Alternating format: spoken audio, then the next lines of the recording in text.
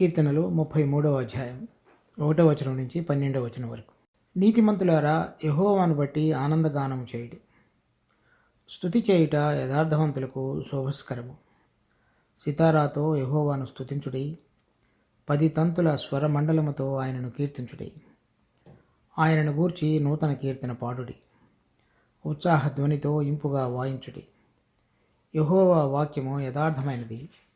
ఆయన చేయునదంతయు నమ్మకమైనది. ఆయన నీతిని న్యాయమును ప్రేమించుచున్నాడు.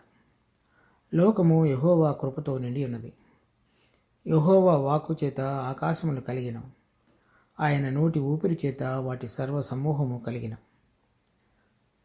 సముద్ర జలములను రాశిగా కూర్చువాడు ఆయనే. అగాధ జలములను కోట్లలో కూర్చువాడు ఆయనే. లోకులందరూ యెహోవా యందు భయభక్తులు నిలపవలెను. భూలోక నివాసులందరూ ఆయనకు వెరవవలెను. ఆయన మాట సెలవీయగా దాని ప్రకారమాయను. ఆయన ఆజ్ఞాపింపగానే కార్యము స్థిరపరచబడెను.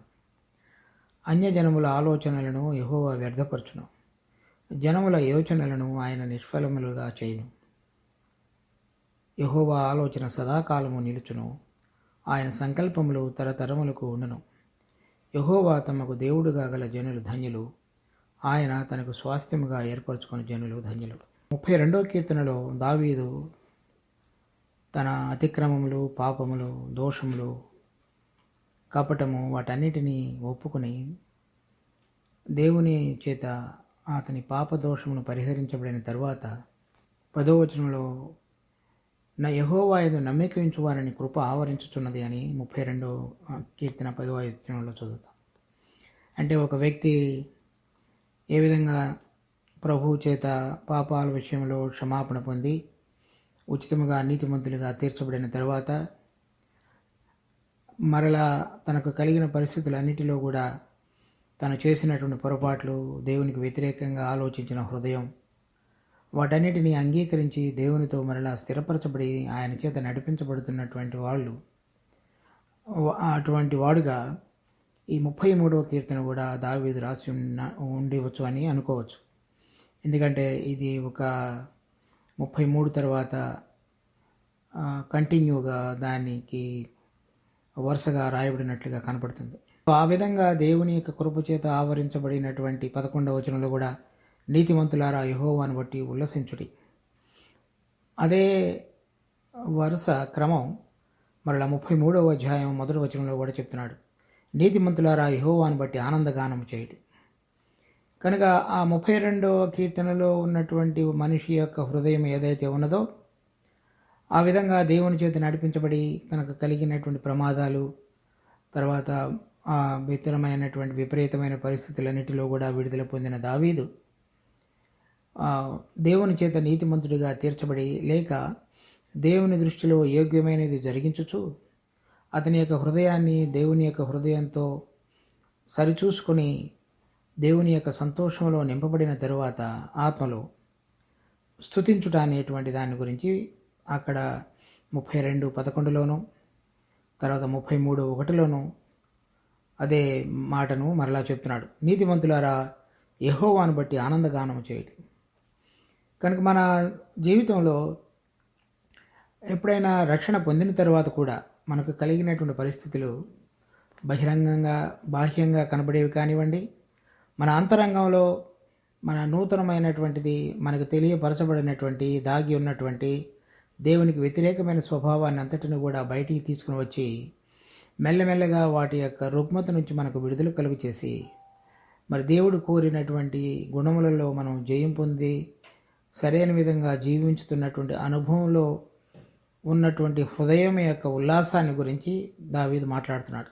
మనం రక్షణ పొందినప్పుడు మాత్రమే కాకుండా దినదిన మన జీవితంలో యథార్థంగా నీతిగా ప్రభువు కోరిన విధంగా జీవించుతూ మన హృదయాలు ఏ విధంగా మార్చబడినప్పుడు మన హృదయంలో ఆత్మచేత పాడేటువంటి పాట యొక్క క్రమాన్ని గురించి దావీదు మాట్లాడుతున్నాడు.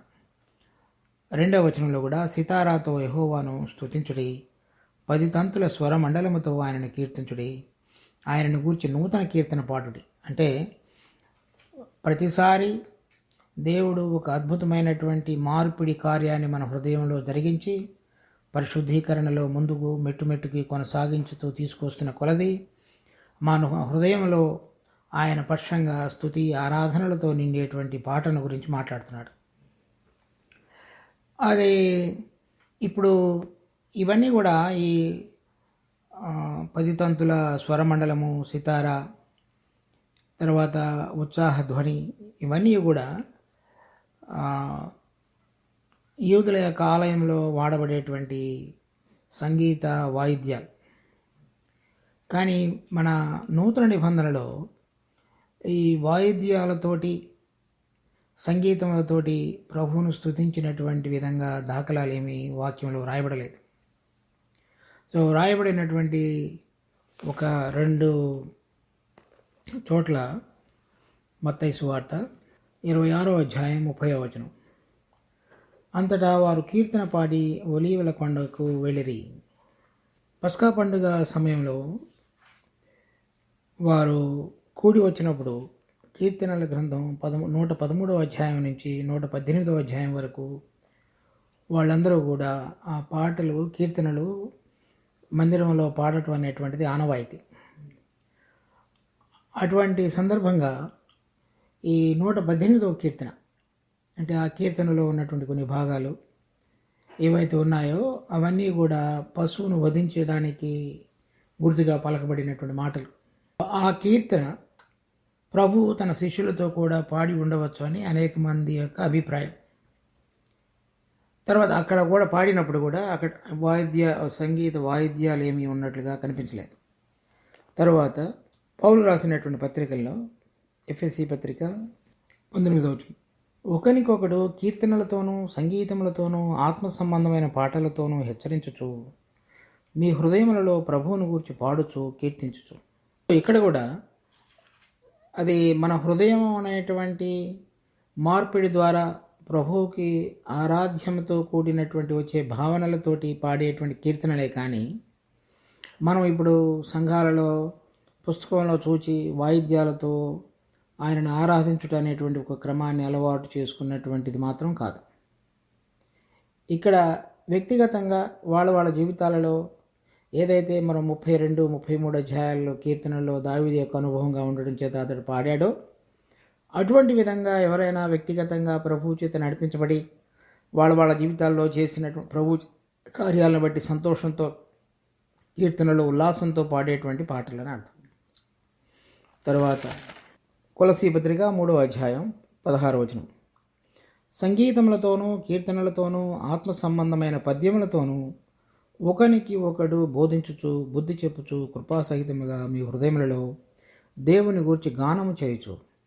మీ హృదయములలో దేవుని గూర్చి గానం చేయొచ్చు. తర్వాత 1 కొరింథీ 14వ అధ్యాయం 26వ వచనం, సహోదరులారా, ఇప్పుడు మీలో ఏం జరుగుతున్నది? మీరు కూడి వచ్చినప్పుడు ఒకడు ఒక కీర్తన పాడవలనని అన్నాడు. ఇక్కడ కూడా మనం చూస్తున్నాం, కొలసీలో కానీ, ఎఫ్ఎస్సిలో కానీ, కొరింథీలో కానీ, పౌలు చెప్పబడినటువంటి పత్రికలన్నిటిలో కూడా అందరూ కలిసి పాడటం అనేటువంటిది లేదు. ఇక్కడికి వచ్చినప్పుడు, సంఘానికి కూడి వచ్చినప్పుడు ఒకడు ఒక కీర్తన పాడవాలని అనుకుంటున్నాడు కనుక మనం ఏదైతే పాడాలని కోరుతుంటున్నామో అది వాళ్ళు పాడేటువంటి పాట.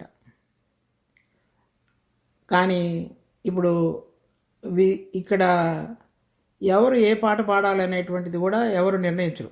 ఎవరైతే కూడికని నడిపించేటువంటి వారు ఉన్నారో వారే ఏ కీర్తనలు పాడాలి, ఎప్పుడు పాడాలి, వాటన్నిటిని కూడా వారే నిర్ణయించుతారు ఇప్పుడు జరుగుతున్నటువంటి క్రమంలో. కానీ సంఘాలలో ఏదైతే పౌలు రాసినటువంటి పత్రికలలో అటువంటి క్రమం లేదు. సో మనం 2 విషయాలు చూస్తున్నాం.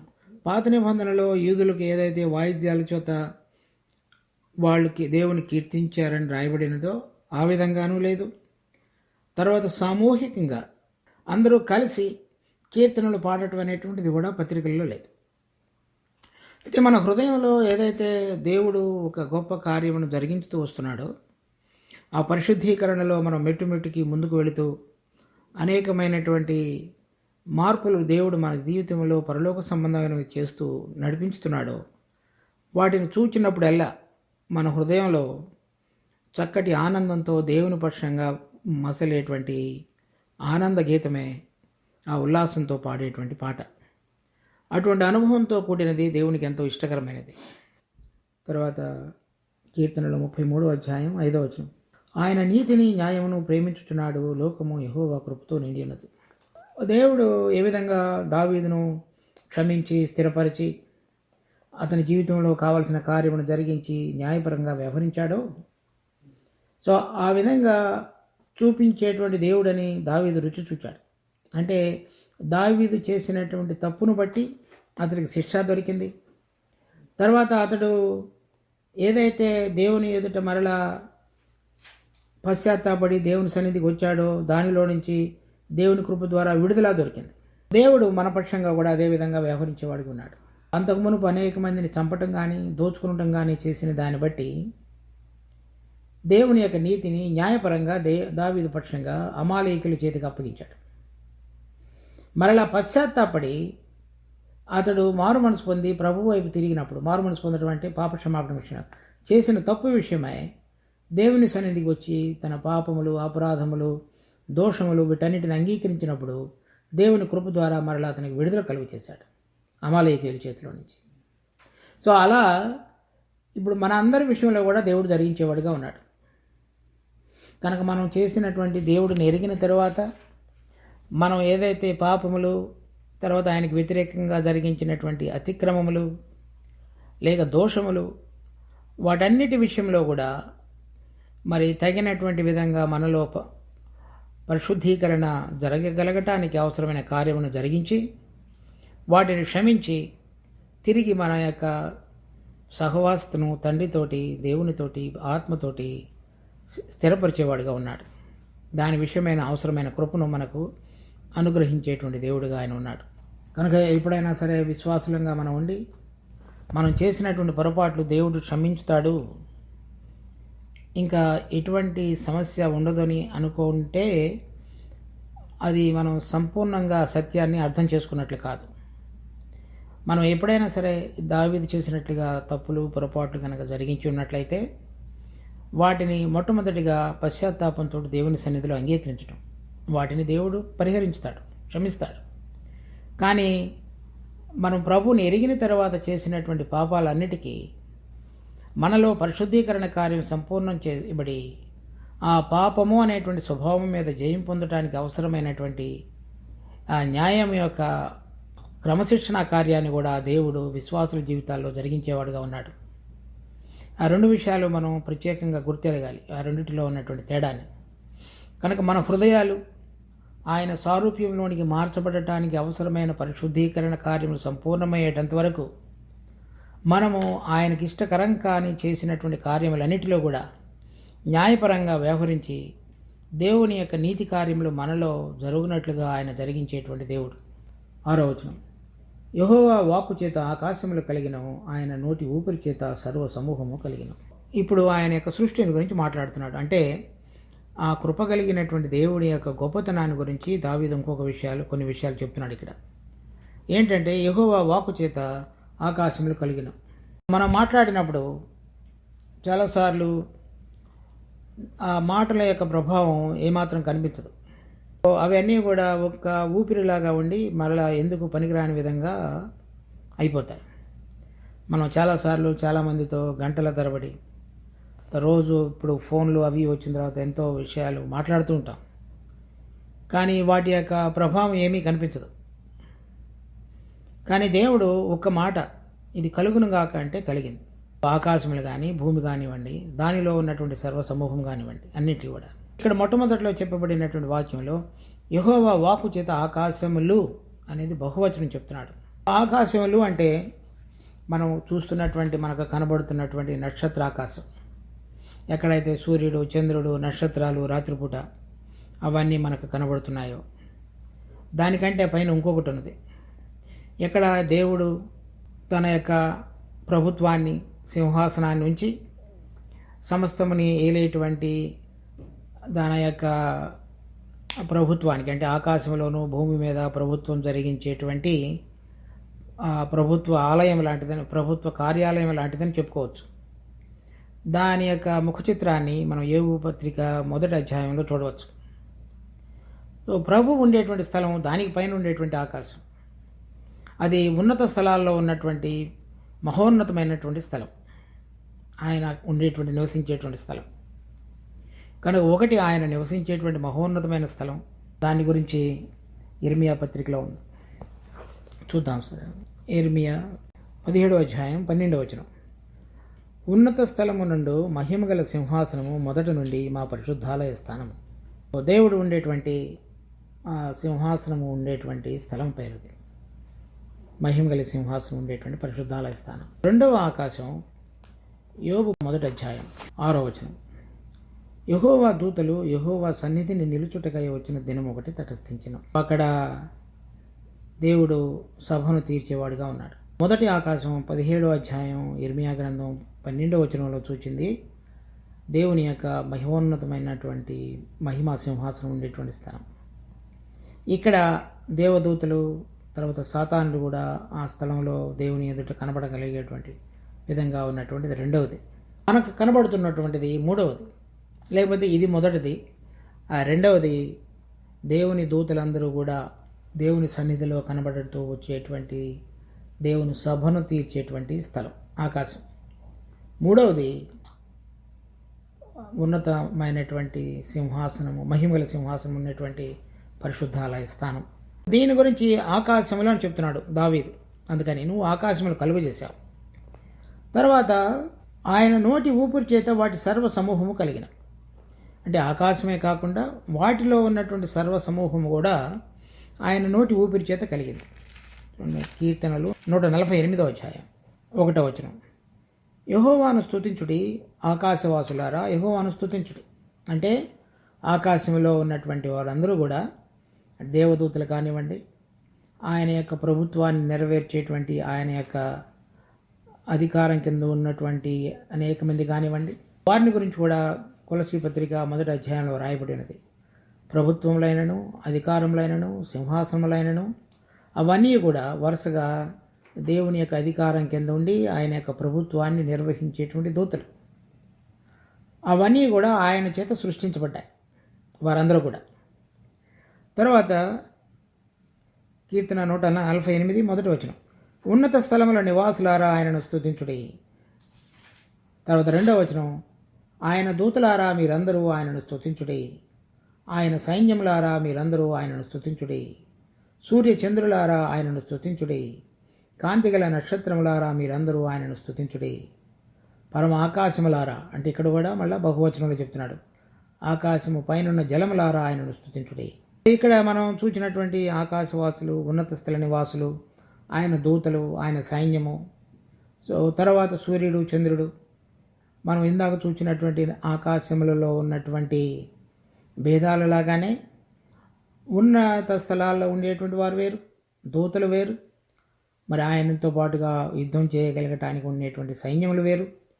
తర్వాత మనకు కనబడుతున్నటువంటి సూర్యులు, చంద్రుడు, నక్షత్రములు వీరందరూ వేరు. అలా ఏదైతే ఆకాశములలో ఉన్నటువంటి తరగతులు ఉన్నాయో ఇక్కడ వాళ్ళు నివసించేటువంటి వాళ్ళ యొక్క తరగతులు కూడా దావీదు అదే క్రమంలో చెప్పాడు. పౌలు వాటి యొక్క ఆకాశములో ఉన్నటువంటి సమస్తం అని చెప్పబడిన దానికి ఈ విధంగా చెప్తున్నాడు. కొలసీ పత్రిక 1వ అధ్యాయం 16వ వచనం.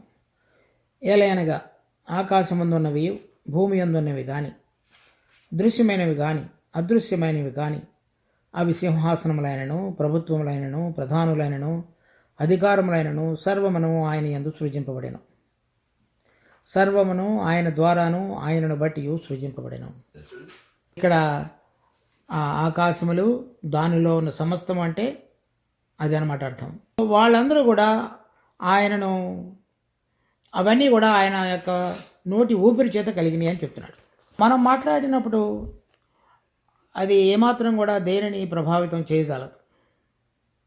కానీ దేవుడు తన నోటి ఊపిరిని ఊదినప్పుడు, నోటి ఊపిరిని ద్వారా అవి ఆకాశములు, దానిలో ఉన్నటువంటి సర్వ సమూహము, ఉన్నత నివాసులు కానివ్వండి, దూతలు కానివ్వండి, సైన్యములు కానివ్వండి, ప్రభుత్వములు, అధికారములు అన్నీ కూడా సృష్టించబడ్డాయి.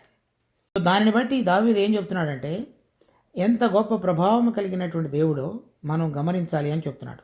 కనుక మనం ఆయన సన్నిధిలోనికి వచ్చినప్పుడు కానివ్వండి, ఆయన మన జీవితాలలో ప్రతిష్ఠించబడిన తరువాత ఆయనకు భయపడుతూ జీవించవలసిన జీవితం కానివ్వండి, లేక ప్రతిసారి కూడా మనం మాట్లాడేటటువంటి అప్పుడు దేవుని బిడ్డలంగా ఎటువంటి ప్రభావవంతంగా మన యొక్క సంభాషణ మాటలు ఉండాలో దాన్ని కానివ్వండి మనం గమనించి జీవించాలి అని చెప్తున్నాడు. తర్వాత 7వ వచనంలో సముద్ర జలములను రాశిగా కూర్చువాడు ఆయనే, అగాధ జలములను కొట్లలో కూర్చువాడు ఆయనే. ఆదికాండం 1వ అధ్యాయంలో చూసినప్పుడు మొదటి అధ్యాయం 2వ వచనంలో ఈ భూమి అంతయు కూడా జలముల చేత కప్పబడి ఉన్నది, చీకటి దాని మీద ఆవరించి ఉండను, దేవుని యొక్క ఆత్మ దాని మీద అల్లాడుచుండని రాయబడి. అలాంటి సందర్భంలో ఆదికాండం 1వ అధ్యాయం 9వ వచనంలో దేవుడు ఆకాశం క్రిందనున్న జలములు ఒకచోటను కూర్చబడి ఆరిన నేల కనబడును గాకని పలుకగా ఆ ప్రకారం ఆయన. తర్వాత దేవుడు ఆరిన నేలకు భూమి అని పేరు పెట్టెను, జలరాశికి ఆయన సముద్రములని పేరు పెట్టెను, సముద్రములు. తర్వాత 6వ వచనంలో మరియు దేవుడు జలముల మధ్య ఒక విశాలము కలిగి ఆ జలములను ఈ జలములను వేరుపరచుగాక అని పలికెను. దేవుడు ఆ విశాలము చేసి విశాలము క్రింది జలములను విశాలము మీది జలములను వేరుపరపుగా ఆ ప్రకారం ఆయన. కనుక ఇక్కడ మనం చూసినట్లుగా ఆకాశము పైన ఉన్నటువంటి జలములు ఉన్నాయి, భూమి కింద ఉన్నటువంటి జలములు 2 ఉన్నాయి. సో ఆ 2 జలముల మధ్యలో విశాలాన్ని వేరుపరుచున్నాడు. దాంట్లోనే ఇప్పుడు మనం భూమి పైన ఉన్నటువంటి విధంగా ఆకాశము, దానిపైన ఉన్నటువంటి జలములు, దేవుడు ఇవన్నిటినీ కూడా తన నోటి ఊపిరి చేత మాట చేత కలుగజేస్తున్నాడు. ఇక్కడ మనం చూసినట్లు కీర్తన 33వ అధ్యాయంలో సముద్ర జలములను రాశిగా కూర్చువాడు ఆయనే. అంటే రాశిగా కూర్చోవడం అంటే వాటిని కదలకుండా చేసేవాడని. అంటే ఇప్పుడు నిర్గమకాండం 15వ అధ్యాయంలో 13వ అధ్యాయం నుంచి 15వ అధ్యాయం చూస్తే ఆ సముద్రం నుంచి వారు దాటి వచ్చినప్పుడు అవి గోడ వల్ల నిలిచిపోయినాయి. అంటే అంత ప్రవాహంతో వచ్చేటువంటి నీటిని ఆ విధంగా ఆపుటకు సామర్థ్యం కలిగిన దేవుడు అని దావీదు చెప్తున్నాడు. దానికంటే ఇంకొకటి కూడా చూడవచ్చు. శాస్త్రజ్ఞులు ఏం చెప్తున్నారంటే భూమి కంటే నీటి యొక్క సాంద్రత తక్కువ, అంటే డెన్సిటీ అంటారు ఇంగ్లీష్లో. మామూలుగా అయితే అది పైకి రావాలి, అది దాని యొక్క భౌతిక గుణాన్ని బట్టి. భూమి కింద ఉండాలి, భూమి కింద ఉండి దానిపైన నీరు ఉంటుంది మామూలుగా అయితే రావాలి. అలా కాకుండా అది భూమిని కప్పివేసి దానిలోనికి తీసుకొని పోకుండా సముద్రాన్ని దేవుడు కట్టడి చేసి ఉంచాడు. సో సముద్ర జలములను రాశిగా కూర్చువాడు ఆయనే అంటే అర్థం ఏంటంటే దానికి హద్దులు నియమించి మీరు ఇక్కడి నుంచి దీని మీదకి ఇది దాటి మీరు రాకూడదని చెప్పినవాడు అని అర్థం. అది భౌతిక గుణాలను బట్టి అది మామూలుగా అయితే దీన్ని వచ్చి కప్పివేయాలి. అంటే దేవుని యొక్క ప్రభావం చేత ఎక్కడెక్కడైతే భూమిలో ఉన్నటువంటి కొండలు, గుట్టలు, లోయలు, తర్వాత మనందరం కూడా ఉండటానికి అవసరమైన విధంగా ఇవి ఇతర రకాలైన భూములు, దానిలో నుంచి పంటనిచ్చేటువంటి మనకి పోషకాన్ని ఇచ్చేటువంటి విధంగా సృష్టించబడిన ప్రతిదీ, దాని చుట్టూ ఉంచబడినటువంటి నీరు, దీన్ని మృంగివేయకుండా దేవుడు దాని అంతటిని కూడా కాపుదల చేసేటువంటి ఒక నియమాన్ని లేకపోతే ఒక ఆజ్ఞను ఆ సముద్రానికి ఉంచాడు. సో ఏ గ్రంథంలో కూడా చూస్తాం, సముద్రమునకు హద్దులు నియమించిన వాడు నీవే, ఇక మించి నువ్వు రాకూడదని దానికి పొలిమేరలో నియమించిన వాడు నీవే అని. అటువంటి విధంగా దేవుడు దాన్ని అంతటిని కూడా కలుగజేసి రాశిగా కూర్చి ఇక భూమి మీదకి నువ్వు రాకూడదని హద్దులు నియమించిన వాడు దేవుడు. దానిలో ఉన్నటువంటి విద్యుత్తు లేక ఇతరమైనటువంటి ప్రభావాలన్నిటినీ కూడా అది అలల ద్వారా బయటికి వచ్చినప్పుడు దాన్ని అంతటినీ కూడా అణిచివేసి భూమి మీద ఉన్నటువంటి మనందరం కూడా క్షేమంగా ఉండి అది మనల్ని మృంగివేయకుండా కాపాడేటువంటి నిరంతరము భద్రపరుస్తున్నటువంటి దేవుడు. దాని తర్వాత చెప్తున్నాడు అగాధ జలములను కొట్లలో కూర్చువాడు ఆయనే. సో ఇక్కడ ఆకాశంలో కూడా మనం 2 విషయాలు చూసాం. ఒకటి మనకు కనబడుతున్న ఆకాశం, రెండవది దానిపైన మనకు కనబడనటువంటిది. సముద్రంలో కూడా అలాగే ఉన్నాయి. ఒకటి మనకు కనబడుతున్నటువంటి సముద్రం, దానికి లోపల ఉన్నది ఇంకోటి ఉన్నది. వాటిని కూడా నువ్వు కొట్లలో కూర్చువాడు నీవే. పైన కనబడుతున్న దానికి హద్దులు నియమించి భూమి మీదకి రాకుండా చేశాడు. ఆ సముద్రం లోపల ఇంకోటి ఏదైతే ఉన్నదో లేకపోతే ఇంకా దానికంటే ఇంకా లోతైనది ఏదైనా ఉన్నదేవో వాటన్నిటినీ కూడా కొట్లలో నియమించి, అంటే గదులు నియమించి ఆ గదులలో వాటన్నిటిని కూడా బంధించి ఉంచాడని చెప్తున్నాడు. పైన ఉన్నటువంటి వాటి విషయంలో, భూమి మీద ఉన్నటువంటి వాటి విషయంలో ఏ విధంగా మనుషుడు మనందరం కలిసి ఉండటానికి చేయబడింది, ఆయన యొక్క కృప చేత ఇదంతా కూడా ఆవరించబడి ఉండి మనం ఆయన కృపలోనికి రాగలిగినట్లుగా దేవుడు చేసినటువంటిది సృష్టం. తర్వాత పైన ఆకాశానికి చూసినప్పుడు దానిలో ఉన్నటువంటి ఉన్నత స్థల నివాసులు, దూతలు, ఆయన యొక్క సైన్యము, అక్కడ ఉన్నటువంటి ఆయన యొక్క సింహాసనాలు, ప్రభుత్వము, వాటిని గురించి. తర్వాత క్రిందకి వెళ్ళినప్పుడు మనకు కనబడుతున్నటువంటి సముద్రంలో ఉన్నటువంటి అగాధ జలములలో కొట్లలో కూర్చున్న అనేటువంటి ప్రభావాన్ని గురించి కూడా మాట్లాడుతున్నాడు. ఇప్పుడు చూడండి, అగాధ జలములు, యోబు గ్రంథం 26వ అధ్యాయం 4వ వచనం నుంచి. నీవు ఎవని ఎదుట మాటలను ఉచ్చరించితివి, ఎవని ఊపిరి నీలో నుండి బయలుదేరినది. తర్వాత 5వ వచనం, జలముల క్రిందను వాటి నివాసుల క్రిందను ఉన్నను ప్రేతలు విలవిలలాడుదురు. ఆయన దృష్టికి పాతాళము తెరవబడి ఉన్నది. నాశన కూపము, ఈ నాశన కూపమన్నా అగాధమన్నా ఒకటే, బట్ట బయలుగా ఉన్నది. శూన్య మండలము పైన ఉత్తర దిక్కునున్న ఆకాశము విశాలమును ఆయన పరిచను. ఇక్కడ మనం చూడవలసినటువంటి మాట 5వ వచనంలోది, జలముల క్రిందను వాటి నివాసుల క్రిందను ఉండు ప్రేతులు వెలువలాడుతారు. అంటే అగాధ జలముల యొక్క కింద భాగాలలో, కోట్లలో ఆయన జలములను కూర్చున్నప్పుడు దానికి ఆ జలముల క్రింద ఉన్నటువంటి వాటిని గురించి యోబు చెప్తున్నాడు. అక్కడ ప్రేతలు ఉన్నారు, అంటే చనిపోయిన వాళ్ళు ఉండేటువంటి స్థలం అని అర్థం. ప్రేతలు అంటే చనిపోయిన వాళ్ళని. అక్కడ ఉండేటువంటి నివాస స్థలము నువ్వు చూచావా అని అడుగుతున్నాడు యోబు. తర్వాత అదే వచనం మళ్ళీ అటువంటిదే యోబు గ్రంథం 38వ అధ్యాయం 16వ వచనం. సముద్రపు ఊటలలోనికి నువ్వు చొచ్చితివా, మహాసముద్రపు అడుగున నీవు సంచరించితివా, మరణ ద్వారములు నీకు తెరవబడిన మరణాంధకార ద్వారములను నీవు చూచితివా. అంటే ఆ సముద్రము, తర్వాత మహాసముద్రము, దానిలో ఉన్నటువంటి మరణ ద్వారములు, దాని అడుగునున్నటువంటివి, అంటే చనిపోయిన వాళ్ళు వండేటువంటి లేకపోతే అక్కడ నివసించేటువంటి స్థలం అని అర్థం. అది లూకా సువార్త 8వ అధ్యాయంలో, మత్తయి సువార్త 8వ అధ్యాయంలో ఒక మనుషుని ఒక సేన అనేటువంటి దెయ్యములు ఆవరించినప్పుడు వాళ్ళు ఏం చెప్పారంటే మమ్మల్ని సముద్రంలోనికి పంపించొద్దని చెప్పారు. ఎందుకంటే సముద్రం యొక్క అగాధంలో ఉన్నటువంటి ఆ ప్రేతలు ఉండేటువంటి స్థలంలోనికి ఇప్పుడు మమ్మల్ని పంపొద్దు అని వాళ్ళ ఉద్దేశం. నీవు ఆ అగాధ జలముల యొక్క క్రింద ఉన్నటువంటి మరణ ద్వారములు నీకు తెరవబడినా అని యోబు అడుగుతున్నాడు. తర్వాత ప్రకటన గ్రంథం 17వ అధ్యాయం 8వ వచనం, నీవు చూచిన ఆ మృగము ఉండెను కానీ ఇప్పుడు లేదు, అయితే అది అగాధ జలములో నుండి పైకి వచ్చుటకును నాశనమునకు పోవుటకు సిద్ధముగా ఉన్నది. భూనివాసులలో జగత్ ఉత్పత్తి మొదలుకొని జీవగ్రంథమందు ఎవరి పేరు రాయబడలేదో వారు ఆ మృగముండెను కానీ ఇప్పుడు లేదు, అయితే ముందుకు వచ్చుచున్న సంగతి తెలుసుకొని ఆశ్చర్యపడతారు. అగాధ జలములలో నుండి పైకి వచ్చుట అనేటువంటి ఆ మృగాన్ని చూస్తాం చివరి దినాల్లో. అంటే దేవుని బిడ్డలకు వ్యతిరేకంగా పోరాడేటువంటి ఆ క్రూర మృగం. కనుక ఇప్పుడు మనం దావీదు ఏం చెప్తున్నాడు, సముద్రం అది మనకు కనబడుతున్నది, దానికి కనబడినటువంటిది ఇంకొకటి ఉన్నది, అగాధ జలము. దాని లోపల మరణ ద్వారాలు ఉన్నాయి. దాని లోపల ఉన్నటువంటి అగాధంలో నుంచి చివరి దినాల్లో యేసు ప్రభుతోటి పోరాడబోయేటువంటి మృగం పైకి రానైనది. ఇప్పుడేం చెప్తున్నాడంటే దావీదు ఇవన్నీ చెప్పిన తర్వాత, అగాధ జలంలో ఉన్న కొట్లలో కూర్చువాడు ఆయనే. అంటే ఇప్పుడు వాటి మీద ఆయన యొక్క ప్రభావం ఉన్నది. తర్వాత దానిలో ఉన్నటువంటి ఆ శక్తులన్నిటినీ కూడా ఓడించి తర్వాత చెప్పి ఉన్నాడు ప్రకటన గ్రంథం 1వ అధ్యాయం, మరణం యొక్కయు పాతాళపు యొక్కయు తాళపు చెవులు నా చేతిలో ఉన్నాయి.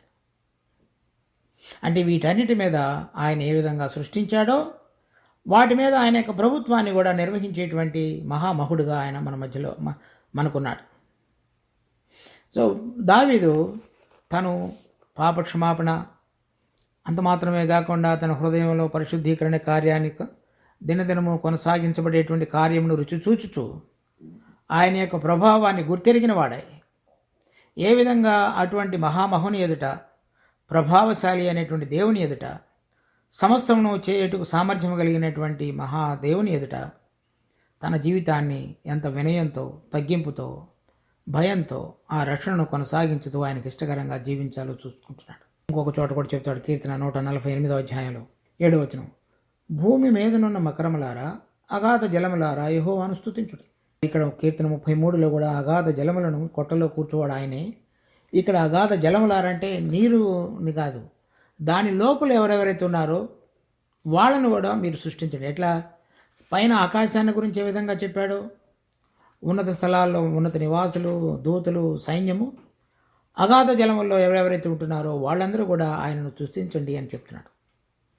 అంటే మనకు అర్థమవుతుంది, దావీదు ఒక రాజుగా మాత్రమే కాకుండా దేవుని మనసును ఎరిగినవాడుగా ఉండి దేవుని చేత ఆకాశంలోనూ భూమి కిందను ఉన్నటువంటి అనేక విషయాలను గ్రహింపగలిగిన వాడై అటువంటి మహా గొప్ప పరాక్రమం కలిగినటువంటి సృష్టికర్త అయినటువంటి దేవుడు వీటన్నిటిని కూడా ఒక నోటి ఊపిరి చేత సృష్టించగలిగి ఉన్నాడంటే అటువంటి దేవుని ఎదుట తను ఎటువంటి భయము భక్తి కలిగి తన జీవితాన్ని జీవించాడో చెప్తున్నాడు. 8వ వచనం, లోకులందరూ, కీర్తన 33:8, లోకులందరూ యెహోవా యందు భయభక్తులు నిలిపవలను, భూలోక నివాసులందరూ ఆయనకు వెరవవలను. ఇటువంటి గొప్ప దేవుని ఎదుట మనము ఎటువంటి విధంగా ఎంత జాగ్రత్తగా ఆయనకు భయపడుతూ మనకు ఇచ్చినటువంటి రక్షణను కొనసాగించాలనేటువంటిది మనం అవగాహనలోనే తెచ్చుకోవాలి.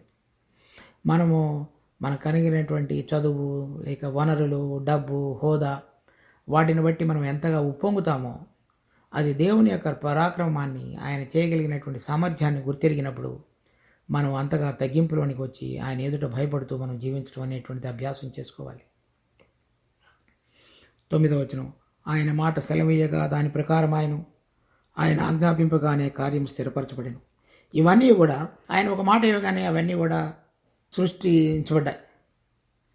తర్వాత 10వ వచనం, అన్యజనముల ఆలోచనలను యెహోవా వ్యర్థపరచును, జనముల యోచనలను ఆయన నిష్ఫలులుగా చేయును.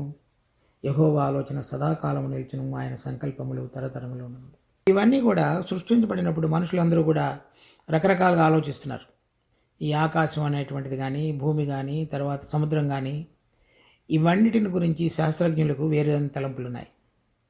తర్వాత వీటన్నిటిని గురించి అపవాది వాటన్నిటి మీద ప్రభుత్వం చేయాలని అతనికి ఆకాంక్ష ఉన్నది. మనుషులు భూమి మీద తను ఎల్లప్పుడూ స్థిరపడి ఉంటానని, తను రాజ్యం వెళ్తానని మనిషి అనుకుంటున్నాడు. కానీ దేవుడు యొక్క ఆలోచనలు స్థిరమైనవి, అవి ఎప్పటికీ తప్పిపోవు. గొప్ప విశేషత ఏంటంటే, ఎవరైతే ఆయన ఏర్పరచుకున్నారో, ఎవరినైతే ఆయన పిలిచాడో, ఏర్పరచుకున్నారో, ఎవరైతే వాళ్ళ జీవితాల్లో ఆయన కార్యాన్ని జరగనివ్వడానికి ఇష్టపడుతున్నారో వారి పక్షంగా ఆయన సృష్టించినటువంటి సృష్టం అంతటిలో కూడా ఇక్కడ భూమి మీద ఉన్నప్పుడు కానివ్వండి, ఇక్కడ నుంచి వెళ్ళిన తర్వాత పరలోకంలోనే, ఇక్కడ నుంచి వెళ్ళిన తర్వాత మృతుల లోకంలో కానివ్వండి, మృతుల లోకంలో నుంచి తిరిగి పునరుద్ధానంలో పాలు పంపులు పొంది మహిమలో ప్రవేశించినప్పుడు ఆకాశంలో ఉన్న స్థలంలో కానివ్వండి, ఆ 3 స్థలాల్లో కూడా దేవుడిని ఎరిగినటువంటి బిడ్డలందరి పక్షంగా ఆయన ఉద్దేశాలు చక్కగా సఫలపరుచుకొని నడిపించేటువంటి వాడుగా ఉంటాడు. తరతరములకు ఉంటాయని చెప్పాడు. ఉదాహరణకి దావీదుకి ఇచ్చిన అబ్రహాంకి ఇచ్చిన వాగ్దానం, 4వ తరం తర్వాత మీ పిల్లలు వచ్చి దీన్ని స్వతంత్రించుకుంటారు, అది నెరవేర్చబడింది. తర్వాత మళ్ళా ఒక 70 సంవత్సరాలు బబులోను దేశంలో వాళ్ళు వెళ్ళిపోయారు దాసత్వంలోని. వారికి ఇవ్వబడినటువంటి భూమి మీదకి మరలా తీసుకొచ్చాడు. మరలా వాళ్ళందరూ కూడా క్రీస్తు శకం 70వ సంవత్సరంలో అందరూ తరిమివేయబడ్డారు. మరలా 1900 సంవత్సరాల తర్వాత ఇప్పుడు రాజ్యంగా వాళ్ళు దేశంగా స్థాపించబడ్డారు. ఆయన యొక్క సంకల్పములు ఎవరెవరినైతే ఏర్పరచుకున్నాడో వారందరి పక్షంగా చక్కగా నెరవేర్చబడతాయి. వాళ్ళందరూ ఇశ్రాయేలీలు, భూలోకమైనటువంటి ఆశీర్వాదాలు వాడికి ఇవ్వబడ్డాయి. విశ్వాసులమని పిలువబడేటువంటి మనకు పరలోకంలో ఉన్నవి ఇవ్వబడ్డాయి కనుక అవి ఎప్పటికీ తప్పిపోవు. ఎవరైతే ఆయన నామానికి భయపడుతూ ఆయన పరాక్రమను గుర్తెరిగి వాళ్ళ జీవితాలను సంపూర్ణంగా ఆయనకు సమర్పించుకొని ఆయన ద్వారా జీవించాలని కోరుతారో అటువంటి వారి పక్షంగా కూడా ఆయన సంకల్పములు ఎప్పటికీ కూడా తప్పిపోకుండా చక్కగా నెరవేర్చేటువంటి సామర్థ్యం కలిగిన దేవుడు అన్నాడు. ప్రార్థన చేసుకుందాం. మా జీవమగలి తండ్రి, మీకు ఎంతో వందనాలు. మీ కృపలో మాకు అనుగ్రహించినటువంటి వాక్యభాగాన్ని బట్టి వందనాలు చెల్లిస్తున్నాం. దీన్ని మా కొరకే ఆశీర్వదించండి. మీరు కోరిన విధంగా మా జీవితాలు మీకు భయపడి జీవించుటకు ప్రభా, మీకు చెందవలసినటువంటిది మీ మహోన్నతకు, పరాక్రమానికి, మీ యొక్క సృష్టించగలిగినటువంటి వైభవానికి ఆ నోటి ఊపిరి చేత కలిగినటువంటి ఆ మాట యొక్క సామర్థ్యానికి మేము లోబడి జీవించగలిగిన విధంగా మా యొక్క జీవితాలను మీరు కట్టమని స్థిరపరచమని ప్రార్థిస్తున్నాం. నమ్మదగిన గొప్ప దేవానికి స్తుతి వందనాలు. ఈ వాక్యాన్ని మాకు ఆశీర్వదించి మా జీవితాలలో మీ మాట యొక్క ప్రభావం ఎటువంటి విధంగా గొప్పదిగా ఉన్నదో గుర్తెరిగి మీరు మాకు తెలియపరుస్తూ మీ వాక్యం ద్వారా మాతో మాట్లాడుతున్న ప్రతి మాటకు మేము లోబడగలిగినటువంటి విధంగా జీవించుటకు మాకు సహాయపడండి. అంత మాత్రమే కాకుండా మా జీవితంలో కూడా మీ యొక్క ఆజ్ఞకు లోబడటం ద్వారా మరి కనబడుతున్నటువంటి వాటితో కాకుండా ఆకాశములు భూమి వాటన్నిటిని ఏ విధంగా సృష్టించావో మా జీవితాలలో కూడా మీ యొక్క నోటి ఊపిరి చేత మాట చేత మరి పరలోకానికి సంబంధించిన సమస్తమైన వైభవాన్ని సృష్టించగలవని గుర్తెరిగి ఆ మార్పు చెందిన హృదయాల కొరకై మేము ఎదురు చూడగలిగేటువంటి విధంగా మీ నామాన్ని ప్రేమించి మీకు ఇష్టకరంగా జీవించుట అనేటువంటిది మా దినదిన అభ్యాసంగా మార్చమని ప్రార్థిస్తూ మా రక్షకుడు ప్రభు అయిన యేసునామమును అడిగి వేడుకుంటున్నాం తండ్రి. ఆమేన్.